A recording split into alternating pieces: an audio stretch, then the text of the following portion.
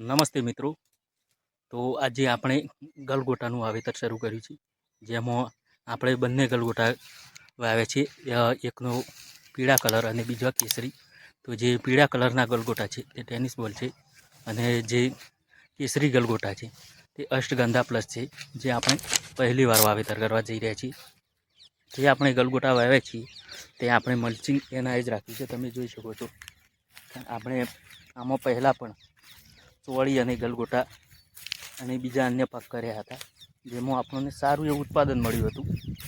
અને આજે એમાં ફરીવાર આપણે ગલગોટા અને બીજું સાથે કોબીજ અને ફ્લાવરનું આંતરપાક કરવાનો છે.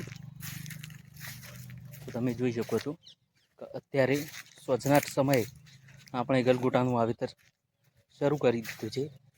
પહેલાં આખો દિવસ ખેતરમાં પાણી આપ્યું છે. હવે સારો એવો ભેજ થઈ ગયો છે અંદર.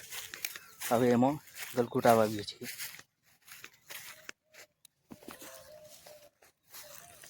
ગલગોટા વાવ્યા પહેલાં એના મૂળમાં જ આપણે ગૌકૃપા અમૃતમ બેક્ટેરિયા આપી દીધું છે, જેના લીધે એના મૂળમાંથી જ જે આપણે ગૌકૃપા અમૃતમમાં લાખો પ્રકારના બેક્ટેરિયા છે, જેની કોલોની ડેવલપમેન્ટ શરૂ થઈ જાય અને આપણા જે ગલગોટા અને અન્ય જે બીજા શાકભાજી વાવવાના છે તેનો મૂળમાંથી એવો સારો વિકાસ થઈ જાય, જેના લીધે છોડ આપણો તંદુરસ્ત બને અને ઉત્પાદન વધારે મળે.